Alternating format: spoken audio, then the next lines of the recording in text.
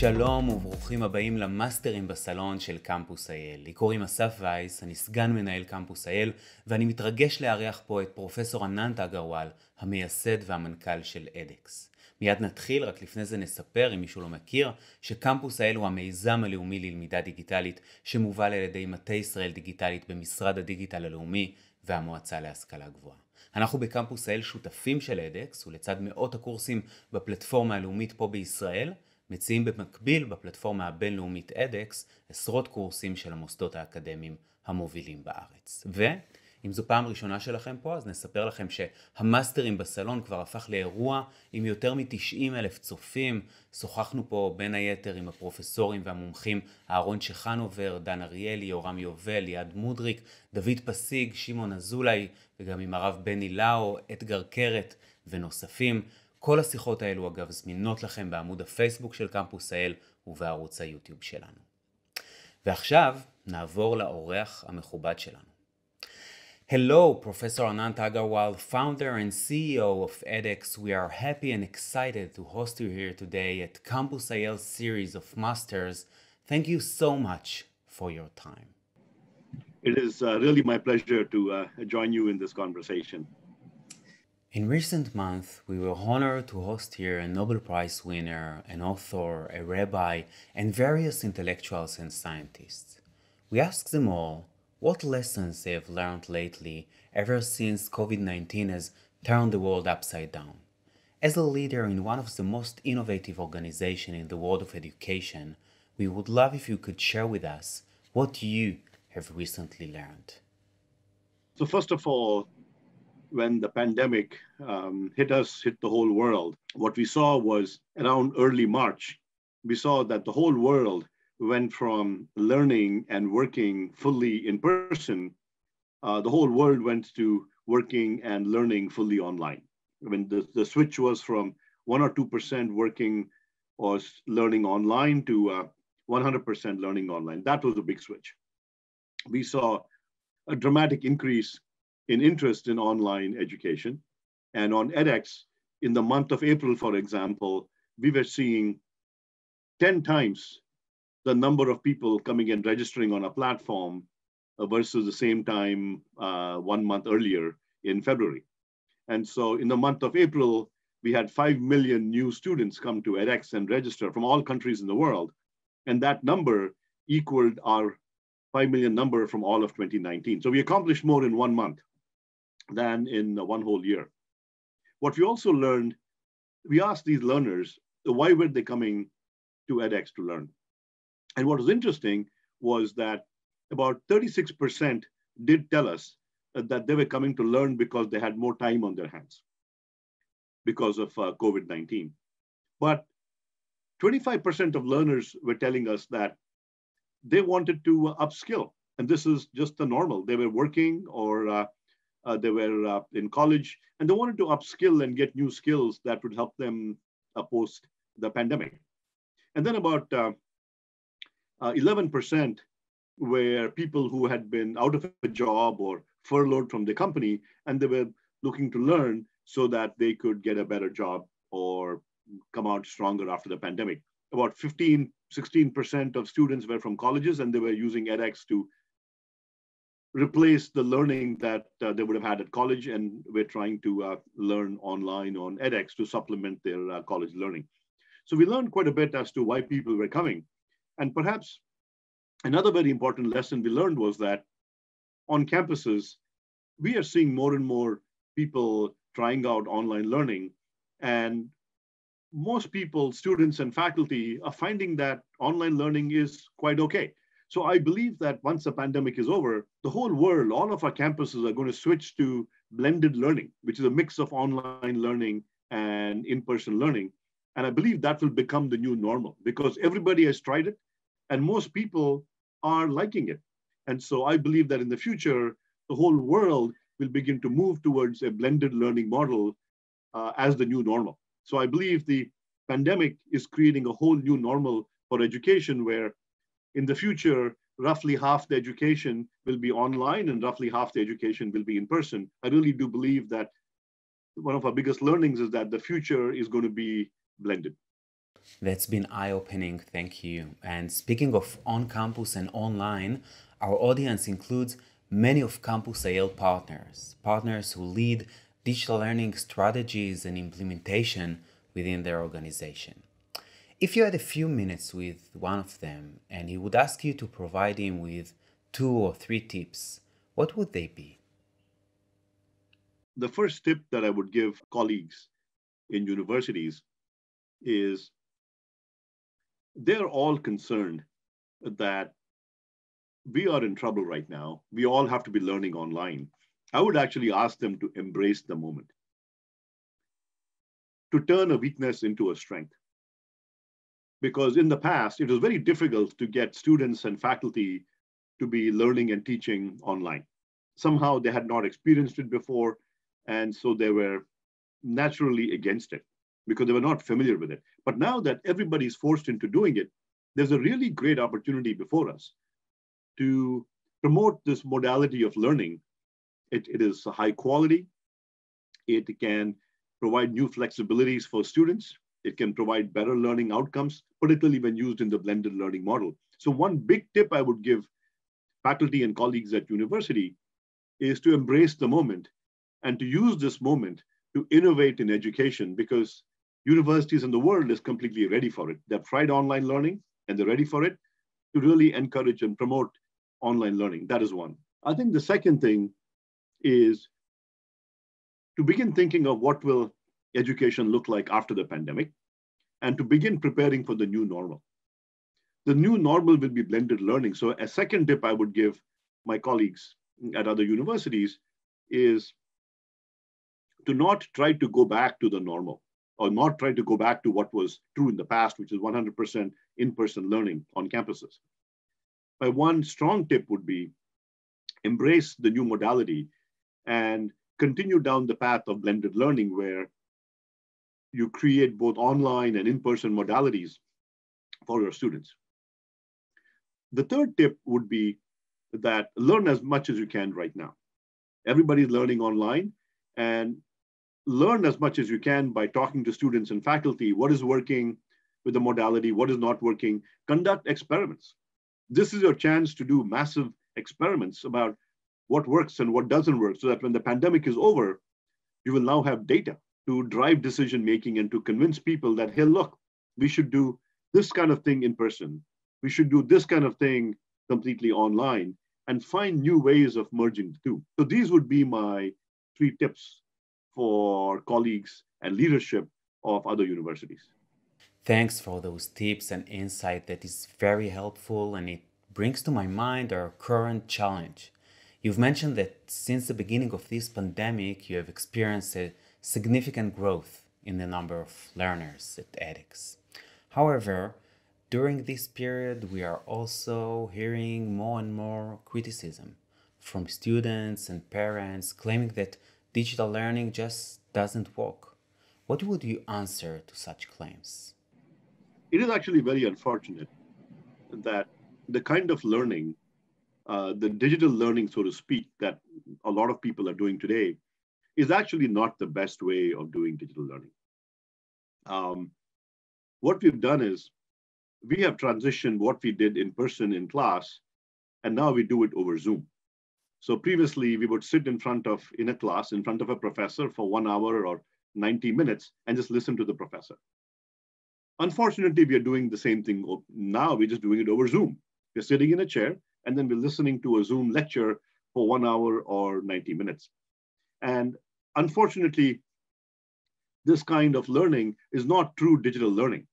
As you know from your own experience at Campus IL and other modern digital platforms like Open edX and edX, active learning is a much better way of digital learning, where you have short videos, 5-10-minute videos interleaved with interactive exercises, where you show somebody a short 5 or 10-minute video, and then you give them an exercise, or you ask them to go into breakout rooms and have a discussion. These kinds of active learning methods are much better. And so I would say that the kind of learning that people are doing is not true digital learning, not the best quality digital learning that we all know about. And I think we need to make sure that people are using the latest in technologies, using active learning, for example, to get the best of online learning. Even with today's learning, people are still submitting homeworks in PDF and uploading files, and people are grading it by hand. One of the biggest modalities of online learning is instant feedback. You can create exercises and problem sets which are graded by computer. And students love it when they get instant feedback. They love it when instead of having one chance to get the answer, they can use 4 or 5 trials to get the right answer so they don't make silly mistakes. These are all things that technology can give us, but the kind of teaching, remote teaching that we're doing today is not online learning or digital learning. So we should distinguish between what people are doing today, which is remote teaching. There's not a lot of learning happening. And so we need to move to digital learning where people are actually learning well. And so I think that's very important to get that message across. It's really enlightening, the distinction between digital learning and remote teaching. And speaking of changes, the world of digital learning is undergoing extreme changes. What do you think it will look like in, let's say, 5 or 10 years from now? Great question, Asaf. As you know, I love to dream. And this question gives me a chance to dream big. And so it is very exciting. First of all, let me compare digital learning of today versus digital learning of 20 years ago. Now, even 20, 30 years ago, there was online learning. But online learning of 30 years ago was just video and multiple choice. You sat and watched a 1-hour video, which was recorded from a lecture class, and you were given multiple choice problems. That's what happened 20 to 30 years ago. But today, we've come a long way. And the Open edX platform that you use, edX.org, which also is based on the Open edX learning platform, has come a long way from there. Today, the pedagogy of our platform, for example, is active learning, where students watch short videos and interleave them with interactive exercises. That gives them instant feedback. The exercises provide instant feedback. Students can be flexible. They can pause the video, they can rewind, they can replay it as many times as they want. We have virtual labs today that gamify the process of learning. We also have discussion forums where we bring the community, where learning and talking to each other and discussing with the other students becomes part of the learning process. So all of these things are part of modern day online learning. We also give certifications. We also give credit. We give degrees online today. So all of this is happening today. But what can we expect 10 years from now? Digital learning is advancing at an incredibly rapid pace. I think within the next 10 years, we will see personalized AI-based learning where the speed and the pace at which you learn will be completely tuned to your learning style, where different people will get different kinds of feedback and different kinds of approaches so that their personalized learning can happen at their own pace. I think the second big thing that will happen is we will create much better tools for lab experiments. Like even today, we have simulation-based labs on edX. I teach a circuits course on edX, and we have a circuits lab where people use a virtual breadboard and plug components on it completely virtually and run design simulations. But in the future, we will see much better virtual labs using augmented reality and virtual reality, where you will almost feel like you are in a real lab. Today, we've already made a lot of progress on teamwork. On the edX platform, we have a feature called Teams that campus and Israel uses a lot, where students can get together and form groups, online groups, and do team projects together. We are advancing that technology tremendously. And over the next few years, we will make huge advances in how team projects will work. People will be able to work together much more closely. They will be able to contribute and work on these problems together in a much, much more integrated manner. I think we will also see major improvements in technologies used to grade open-ended problems. On edX today, we have, for essay-type questions, open-ended questions, we have peer feedback, where people can review each other's work using peer review. We also have prototyped machine learning and AI-based essay graders that work quite well. We're going to make substantial improvements to that. And over the next few years, we will see much, much better graders for open-ended answers so that people can get feedback. People will also be able to get feedback for their essays. So I see the potential of quality of learning increasing. I also see much bigger access in the next 10 years. So today on edX, we have 35 million unique students from all over the world. And then when you combine all the students that are on open edX platforms, like Campus, the French national platform, Fun, and others, there are 100 million students all over the world, roughly, learning on open edX. Over the next 10 years, I would like this number to reach 1 billion. I would like to increase access continually through edX and open edX, and the number of people learning to reach 1 billion and learning very affordably so that we increase access to learning for everybody. So I think the two big things we will see are improvements in quality and personalization, as well as improvements in access. Wow, that's fascinating. You've talked earlier about blended learning, and I was wondering what changes edX plans to make in order to adapt the courses and platform to a hybrid learning model. Another excellent question, Asaf. We are already doing a lot of work right now. And within a few weeks or months, we will be releasing a lot of features for the blended learning. Let me give you some examples. First of all, a few months ago, earlier this year, edX launched edX Online Campus. Online Campus is a product which enables a university to enroll its students and have them take an online class. Think of it like a textbook. And with Online Campus, the students can come in, a local faculty member from the university can work with the students and facilitate the learning as well. So imagine they can be student from one university and the professor will be helping them, but the videos and the exercises are coming from another university. So this kind of model will enable sharing and the blended learning model. So we offered edX Online Campus for free to universities all over the world. And we had 500 universities sign up in the past few months when we were offering edX Online Campus for free. And we had tens of thousands of students from universities come and learn. We are building more features into edX Online Campus. One feature that our team is working on right now is to provide sophisticated dashboards for the faculty at universities to be able to see how the students are progressing. So we're providing a number of tools for the faculty to be able to manage and guide their students.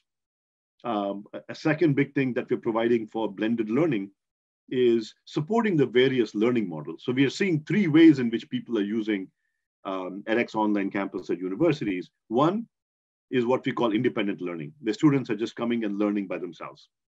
The second method is called facilitated learning, where the faculty member, the student is learning mostly independently, but the faculty members might answer some questions or provide some help.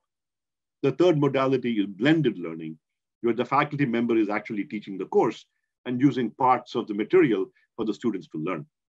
So we are building features where in the future for blended learning, where faculty will be able to select pieces of content to show their students. We will also be building future features where faculty will also be able to author content on the platform to create a more mixed model of learning. So but there are a lot of features that we will be seeing coming out in the future over the next few years to make this model even better. Sounds exciting, and we know you're extremely busy, so I'll move forward to the last question. I would like to bring you back a decade to the famous and successful MOOC you developed at MIT. If you were given a chance to return the very beginning, what would you do differently? I'm not sure I would do anything differently. It was a big experiment. We were trying a lot of new things. And in that first course, we had 155,000 students sign up from 162 countries. Today, that course has had over 500,000 students who have come to the course and who have been learning. Today, the course is offered somewhat differently than when we first launched it. One was, when we launched it the first time, it still looked like a full campus course. It took 3.5 months to run and finish. and the timing was exactly the same as a campus semester. We made some changes. One is we've divided the same big course into 3 smaller modules so that students can now take the course in smaller chunks, and they get a certification for each chunk. That is one big change, which is people want to learn in smaller chunks. People don't want to learn in four-month chunks. And so our courses have become much more modular, and we give certifications for each module of the course. So that is one big change. Second big change is the flexibility. The first time we offered it, people were taking the course synchronously. There was a start date and an end date, and everything was organized by week. But today, the 3 courses run in what we call self-paced mode, where the course is open for many years, and a student can start anytime. They can start tomorrow or a week from now. They don't have to wait 6 months for the next run of the course. People want to start whenever they can. Some people want to go fast, some people want to go slow. So with self-paced learning, it makes it very easy for people to progress at their own pace. So that is the second big change that we made to the course to enable pacing. So those were the 2 big changes: provide learning in smaller chunks, and second, provide more flexibility for students to learn at their own pace. So I would say, if we offered it again and we started out, that's how I would start. But we learned along the way as to what was better, and we made those changes as we kept experimenting with new models of learning. But other than that, that course still has all the mechanisms. It has things like a virtual lab. It's had it all the time. It has discussion forums built into it. And there are a lot of experimental features that we built that we then used in many other courses. And so we also have we grade equations in that course. So even to this date, that is still one of the most sophisticated online courses in the world today, and it continues to be so. So I'm very pleased with our team that put it together, and there's not much that we would do very differently.